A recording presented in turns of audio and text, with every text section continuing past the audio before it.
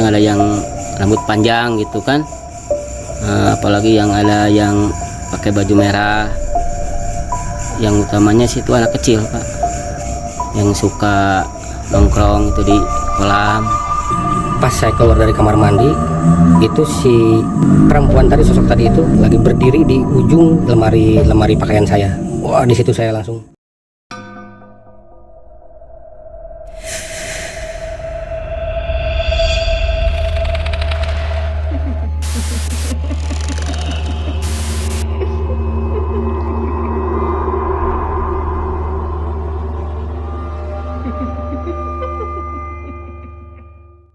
Assalamualaikum warahmatullahi wabarakatuh, sahabat Malam Mencekam.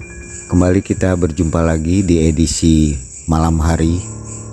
Dan syuting ini berada di outdoor ya. Malam ini tim bersama seorang kepala keamanan atau satpam di daerah Kriya Bandung Indah, di mana di daerah tersebut terdapat sebuah kolam renang Tirta Indah yang lama sudah ditinggalkan oleh pengelolanya dan ditutup, dan ternyata tempat ini menjadi tempat yang penuh dengan cerita mistis. Baik, kita sudah bersama dengan Pak Amin. Selamat malam Pak Amin. Selamat malam. Pak Amin sudah berapa lama menjadi satpam di sini? Saya di sini udah hampir 15 tahunan. 15 tahun ya. Jadi sejak sebelum berdirinya ini udah ada. Udah duluan kerja sini ya? Udah di sini. Pak Amin, dengar kabar katanya kolam renang ini banyak cerita mistisnya, cerita-cerita yang angker. Apa benar? Ya benar Pak. Pak Amin pernah mengalami sendiri?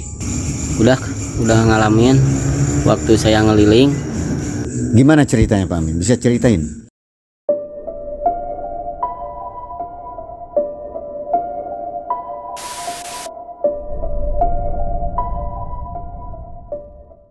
Ya gini Pak ya, lagi saya keliling tabu jam 12 malam. Ya ada tidak enak lah istilahnya mah. Ada bayangan yang ya putih-putih gitulah, yang ada yang rambut panjang gitu kan.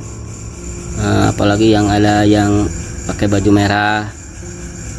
Yang utamanya sih itu anak kecil Pak, yang suka nongkrong itu di kolam. Ya pas disamperin sih dia gak mau lihat wajahnya gitu.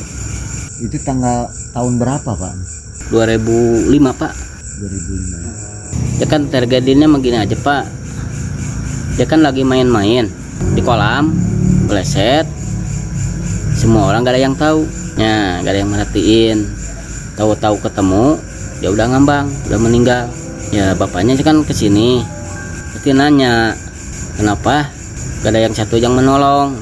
Semua bilang kan gak tahu gitu.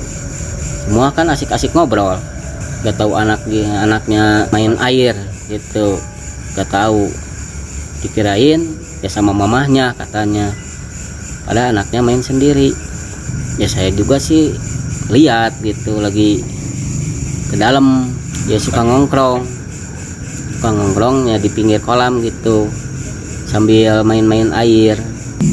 Untuk cerita selengkapnya ada teman saya Denny yang akan bercerita.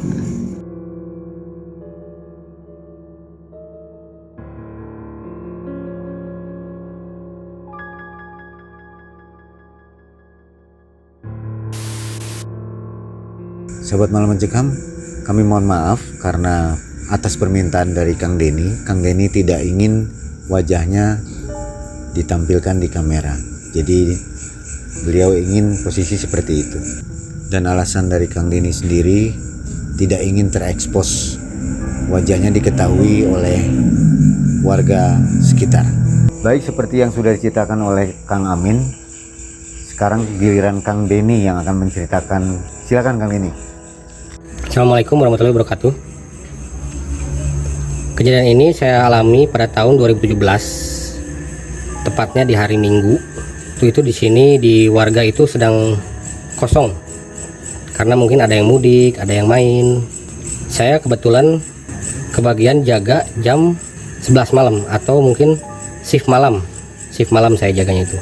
Jadi kejadian itu saya alami jam 11 malam itu saya mulai berpatroli. Kalau di sini kan biasa kita berpatroli itu per RW ya Pak.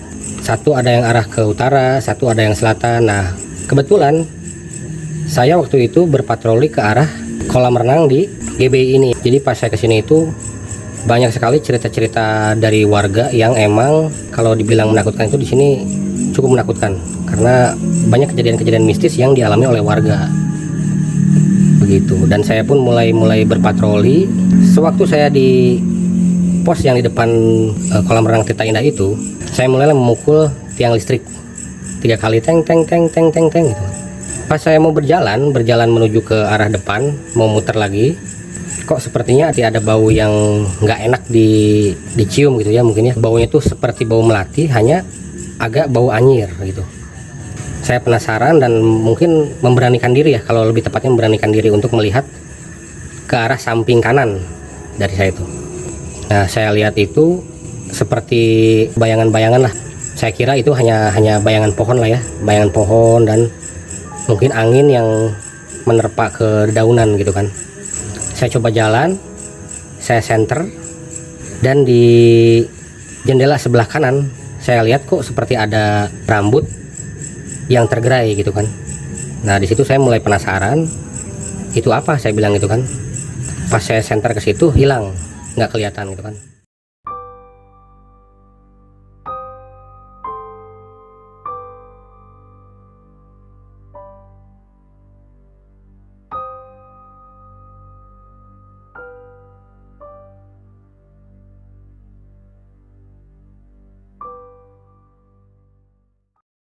Saya makin penasaran, saya lihat ke samping kanan, pintu masuk yang di belakang itu saya lihat kok seperti ada anak kecil yang berlari gitu kan.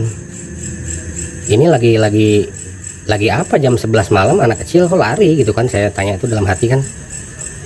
Di situ saya mulai jantung berdebar dan mulai merinding, dan keadaan pun emang waktu itu sekitar jam setengah 12. Pas saya lihat ke arah dalam lagi sedikit lagi karena penasaran, sosok yang tadi anak kecil itu nggak ada gitu kan, menghilang.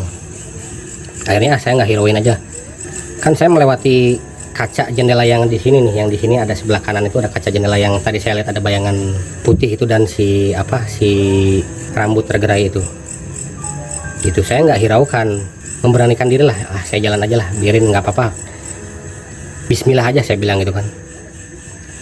Pas saya lewat itu di depan kaca itu langsung terlihat muka yang hancur setengah muka dan si matanya itu merah menyala ya, hampir nempel ke kaca gitu kan.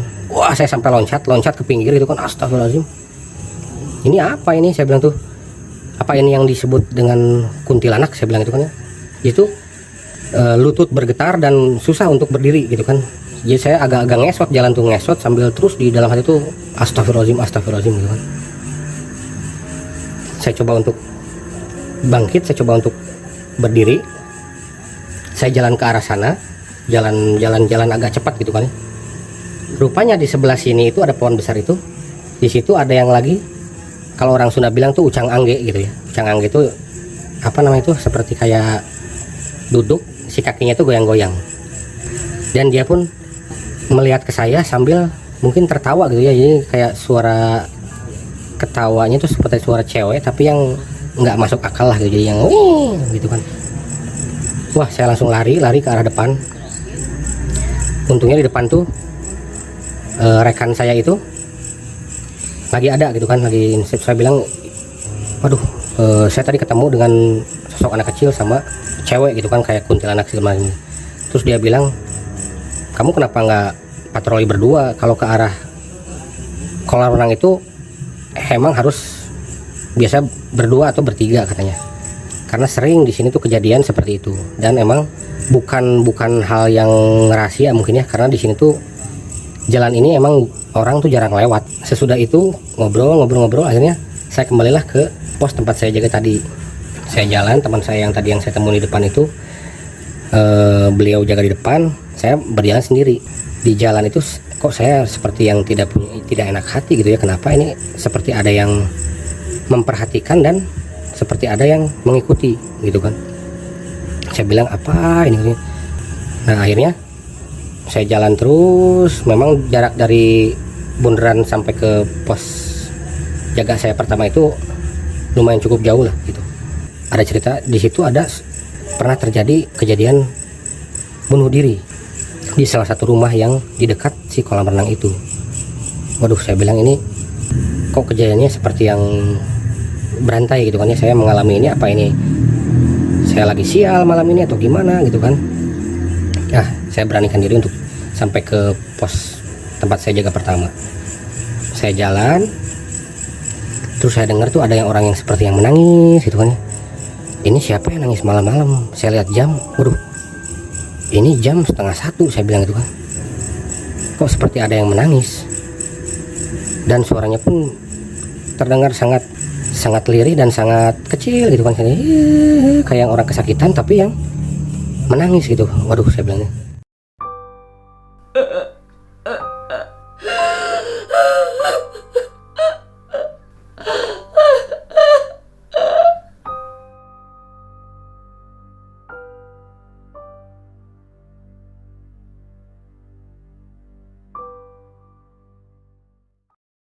Saya terus jalan itu, sampailah saya di pos yang kedua gitu kan. Pos dari pertama yang depan itu kan, saya ke pos pertama saya jaga tadi. Terus saya ngobrol sama rekan saya itu kan, oh itu mah biasa lah kan, baheula anu bunuh diri dirinya, gantung diri, oh gitu kan. Oh berarti yang saya dengar tadi itu mungkin bukan suara manusia ya kalau misalkan ini mah berarti. Terus jam makin kesini makin subuh terus gitu kan. Waduh, saya bilang mata ini agak ngantuk gitu kan, harus beli rokok atau misalkan ngopi dulu deh, saya bilang. Saya ke depan, ke arah GBI depan yang banyak ada warung-warung di situ kan, yang dekat ke jalan tol. Nah saya beli rokok sama kopi lah, berapa bungkus gitu kan. Rokok setengah bungkus, kopinya 2 bungkus 3 bungkus. Saya pulang lagi ke sini pakai motor.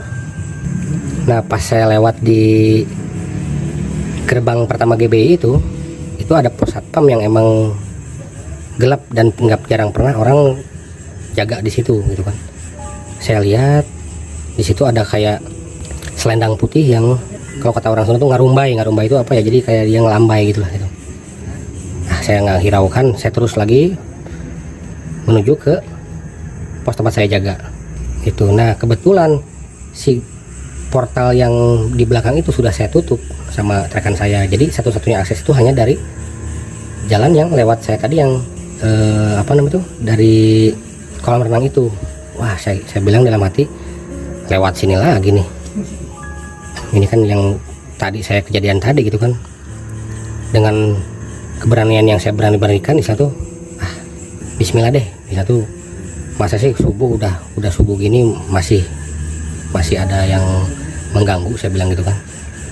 Pas saya lewat, si perempuan yang tadi mukanya itu, yang tadi muka hancur itu, yang mata merah yang hampir nempel di kaca itu, dia lagi tertunduk di depan pos yang di depan kolam renang gitu kan. Dia lagi tertunduk seperti itu, apa ya, seperti yang kesedihan mungkin gitu ya, yang dia bersedih gitu ya, si makhluknya itu. Wah di situ saya langsung hampir merem gitu, tapi saya ingat saya itu lagi naik motor gitu kan. Akhirnya saya coba untuk agak cepat gitu kan, motor saya gas, sampailah saya ke pos 1. Terus di situ saya bilang, aduh Pak, kayaknya saya agak nggak enak badan nih Pak, saya bilang tuh, saya mau pulang aja deh, saya bilang tuh, saya minta izin karena mungkin badan saya udah mulai nggak enak gitu kan. Akhirnya diizinkanlah sama rekan saya itu. Ya udah katanya, kamu pulangnya dulu, kebetulan rumah saya itu di sini di dekat Derwati situ kan. Akhirnya saya pulang ke depan terus. Nah pas di jembatan GBI itu kan, jembatan tol itu, di situ sosok tadi itu masih menampakkan diri dan dia berdiri lagi di si pinggir pagar itu kan. Dia lagi duduk gitu di pagarnya itu kan. Saya lihat lagi, aduh ini kayaknya ada apa-apa nih, saya bilang tuh. Dia ini kenapa nih, kok terus menampakkan diri kepada saya bilang gitu kan. Akhirnya saya sampai rumah, lebih tepatnya kontrakan saya gitu kan. Saya buka pintu, saya beres-beres, akhirnya saya mandi gitu kan. Saya mandi subuh-subuh itu mungkin sekitar jam 3:30 mungkin ya gitu ya. Saya coba untuk ambil wudhu. Pas saya keluar dari kamar mandi, itu si perempuan tadi, sosok tadi itu lagi berdiri di ujung lemari pakaian saya. Wah, di situ saya langsung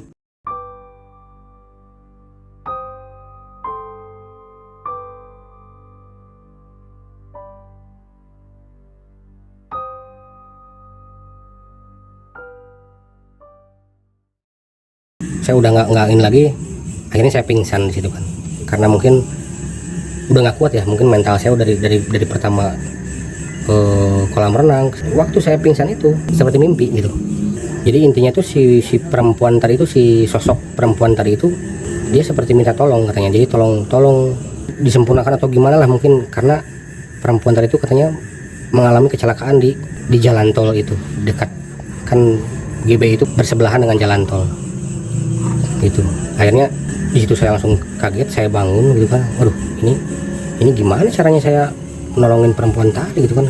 Mungkin sekitar 1 jam lah saya pingsan. Akhirnya setelah jam 7 pagi itu saya menuju kantor satpamnya lagi, yang kantor besarnya di depan itu. Saya ngobrol, saya minta tolong gini. Saya bilang lah bahwa tadi malam saya melihat beberapa penampakan, dan akhirnya saya sampai rumah pun saya diikutin. Dan dia minta tolong untuk mungkin disempurnakan atau mungkin di apalah namanya tuh, saya kurang ngerti. Nah, disitulah setelah kejadian saya itu banyak cerita juga yang emang mengalami, termasuk rekan saya Pak Amin tadi itu, yang melihat sosok anak kecil gitu kan, yang sering melihat sosok anak kecil. Karena memang kejadian itu bermula dari waktu anak kecil itu tenggelam dan si kolam renang ini kosong, tidak terurus, makanya menjadi seperti mistis gitu ya, mungkin ya seram sekali lah mungkin kalau misalnya dibilang itu. Nah, ini pertanyaan mungkin agak pribadi Kang Denny, mohon maaf sebelumnya. Kenapa Kang Denny tidak mau ditampilkan wajahnya Kang Denny? Mungkin sebelumnya saya mohon maaf kepada semuanya mungkin ya. Saya nggak mau mungkin warga mengetahui, dan juga saya sudah berpindah kerja di tempat yang lain gitu, di komplek yang lain gitu Pak. Betul, saya menjaga itu aja mungkin Pak, privasinya. Itu Kang Denny waktu itu sendiri atau berdua dengan Kang Amin? Jam 11 malam saya tuh kan kebagian patroli ke arah sini, dan sialnya saya tuh harus sendiri gitu Pak. Nah, waktu Kang Denny mengalami kejadian itu, apa perasaan Kang Denny? Waduh, susah diceritakan mungkinnya, karena itu pengalaman yang sangat-sangat berharga dan mungkin sangat-sangat mencekam dan menakutkan mungkin itu Pak. Jadi Kang Denny mengalami kejadian itu dalam satu malam itu sampai beberapa kejadian ya? Ya betul Pak. Saya pulang ke kontrakan pun itu si makhluk itu masih ikut, dan saya sampai pingsan itu. Itu ada yang menolong setelah pingsan? Wah, nggak ada. Saya kan waktu itu pulang subuh dan saya sendiri gitu, main di kosan, di kontrakan itu. Tuh mungkin sekitar 1 jam saya tuh ada pingsan tuh. Nah, lepas itu sudah tidak ada mengganggu lagi setelah siuman? Alhamdulillah dia itu nggak ada. Setelah saya pingsan, saya bermimpi dan ketemu, dan pagi-paginya saya langsung kesini lagi ke kantor security ya. Betul. Ini Kang Denny termasuk orang yang berani nih kategorinya ya kalau begitu. Nah Kang Denny, jadi setelah kejadian itu, apa hari-hari berikutnya masih tetap berpatroli ke daerah kolam renang itu juga? Nah, kalau kebagian saya ke patroli ke daerah sini, itu kalau nggak saya berdua dengan rekan, kalau nggak saya minta ganti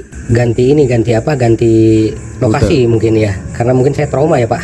Oh, trauma rute saya. Lah ya, tidak betul. Rute itu.